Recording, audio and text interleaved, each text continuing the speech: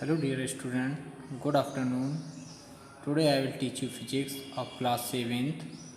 Now we start from density. What is density? The density of a substance is the mass of substance per unit volume. In mathematical terms, we can say density equal to mass upon volume, or we can write T equal to m upon b.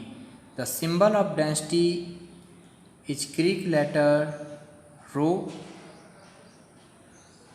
The units of density, we know that SI units of mass is measured in kilogram and volume is measured in meters.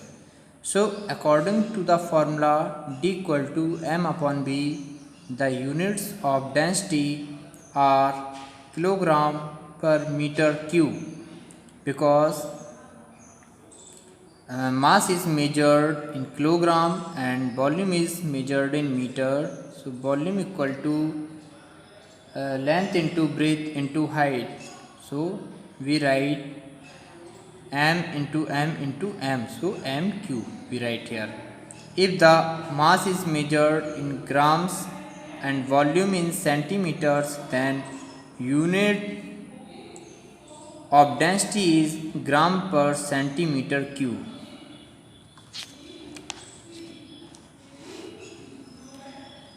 Now here few examples are given by which we can solve the numericals. So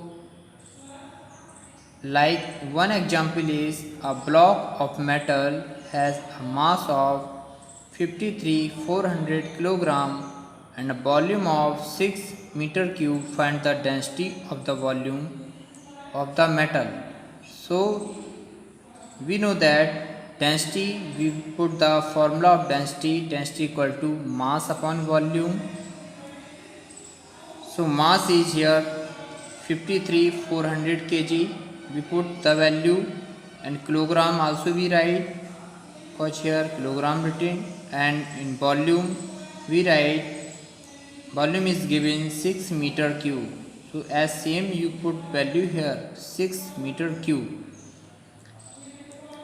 So now on divide by 6, we get 8900 kilogram per meter cube. Now determination of density of an irregular solid. We have learned the method of finding the density of regular solids like cubes, cuboids, spheres, etc., as their volume can be determined easily. However, it is difficult to find the volume of an irregular shaped solid. In such a case, we find the mass of the stone using a beam balance and find its volume by dipping it in water in a measuring cylinder. Then we apply the formula density equal to mass upon volume. Now relative density, what is relative density?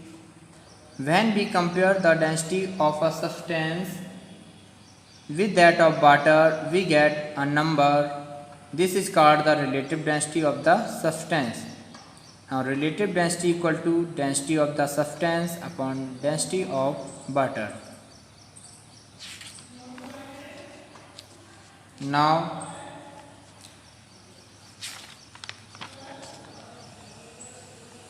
in second chapter, motion. In our daily life, we see various objects moving, like a bird flying, a car moving, a train moving, motorcycle is moving, etc. So all these things indicate motion, but there are various things which do not move, like a book which is kept on the table and sofa which is placed in your house. So these things are said to be that it is in rest. So now here, what is rest and what is motion?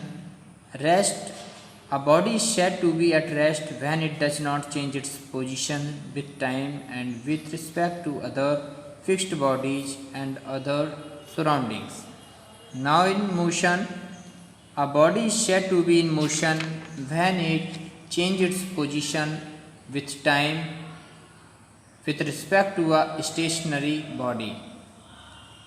Now, here types of motion. All the motions may be categorized broadly in the following types. Translatory motion. It is a motion in which all the particles of the moving body have similar and equal displacement. This means all the parts of body move the same distance in the same time. Example like motion of vehicles, falling of stone. All these are examples. And based on this, translatory motion may be divided into two types: rectilinear motion and curvilinear motion. So what is rectilinear motion? When a moving body moves along a straight line, then it is said to be that it is in rectilinear motion. Examples like a car moving on the road in a straight line. Now, in curvilinear motion, when a moving body moves along a curved line, it is called curvilinear motion. For example, a vehicle moving in a curve. Now, rotatory motion. Rotatory motion is that in which a moving body moves about a fixed axis without changing its position. For example, a spinning top rotates along a fixed axis. Now, circular motion. Circular motion is that in which a moving body moves in a circular path where the moving body changes its position.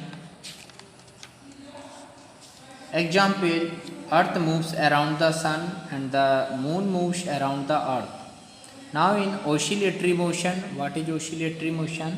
Oscillatory motion is that in which a moving body repeatedly moves to and fro and changes its position continuously with respect to a fixed point. Example, pendulum of a wall clock. Now vibratory motion.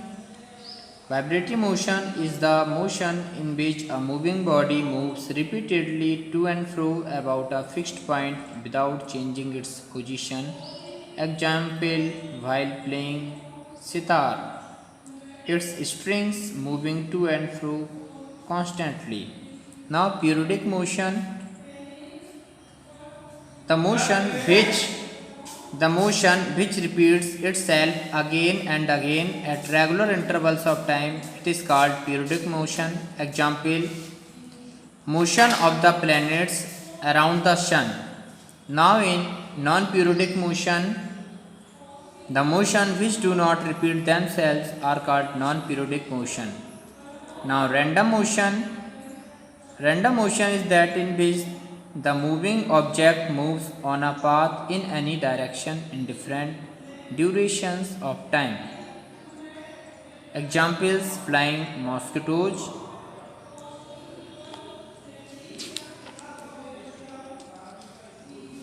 Now simple pendulum. What is simple pendulum? A simple pendulum consists of a small metal bob suspended by an inextensible thread from a rigid support in such a way that bob is free to oscillate, swing to and fro motion. Here, when the bob is displaced from its mean position, it begins to oscillate in a vertical plane about its mean position due to gravity. Now, the terms related with a simple pendulum: points of suspension, length of the pendulum, mean position of the pendulum, extreme position, amplitude, oscillations, and time period of a pendulum, frequency of oscillation. Now, factors affecting the time period of a simple pendulum are length of the pendulum and acceleration due to gravity. Now here seconds pendulum. Seconds pendulum is a pendulum which has a time period of 2 seconds. It completes one oscillation in 2 seconds. Now scalar and vector quantities. Scalar quantities we express length in meters. Like this table is 3 meter long. Mass in the amplitude of oscillation is small or large. Now formula for the time period of the simple pendulum. We discussed earlier that time period of a pendulum is directly proportional to the square root of its length. So we write T is directly proportional to under root L, and it is inversely proportional to square root of the acceleration due to gravity. So we write T indirectly proportional to 1 upon under root G. Now combination these two factors we get T inversely proportional under root L upon G and T equal to under root L upon G multiply a constant. This constant has been found equal to 2 pi, so T equal to 2 pi under root L upon G, where pi value is 3.14 or 22 upon 7. So here such physical quantities that passes only magnitude but no specific directions are called scalar quantities. Now in vector quantities, the physical quantity which possesses both magnitude and direction are called vector quantities. Now difference between here distance and displacement. What is distance and what is displacement? Distance is the actual length of path covered by a moving body and is irrespective of the direction. Displacement is the shortest possible distance covered by a moving body between the initial and the final position of the body. Now here speed. What is speed? Speed is defined as the distance moved by an object in unit time. For example, also you can understand, if you move a distance of 6 km in 10 minutes by a cycle, then distance covered equal to 6 km into 1000. So we get 6000 meters. Time taken equal to 10 minutes into 60 equal to 600 seconds. Thus the speed equal to distance upon time. So distance is 6000 meters divided by 600 seconds. So we get 10 meter per second.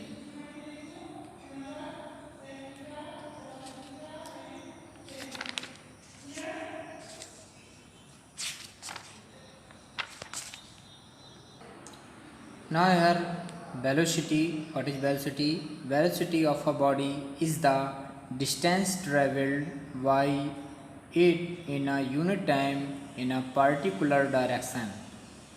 So here velocity equal to displacement upon time. Now uniform motion and non-uniform motion. Uniform motion, when an object moves in a straight line and covers equal distance in equal interval of time, it is said to be in uniform motion. Now non-uniform motion, an object is said to be in non-uniform motion when it covers different distances in equal time intervals. Now acceleration of a body is defined as the rate of change of its velocity. From the definition we have acceleration equal to change of velocity upon time. Now here equations of motion. There is a definite relation between acceleration, initial velocity, final velocity and time. This relationship between these factors gives us equations of motion. So here consider a body moving with an initial velocity u and let it attain a final velocity v. We assume here initial or starting velocity it is u and final velocity is v after t seconds. Now if we want to derive a formula between acceleration and initial velocity, final velocity and the time, so here we write change in velocity equal to final velocity minus initial velocity. We represent final velocity from b and initial velocity from u. So we write here acceleration equal to change in velocity upon time, as we know that change in velocity is equal to final velocity minus initial velocity. So we write here u minus b upon t. Okay, so if we want to find out v, so we write here b equal to u plus at or b minus u equal to a into t. This relation is called first equation of motion.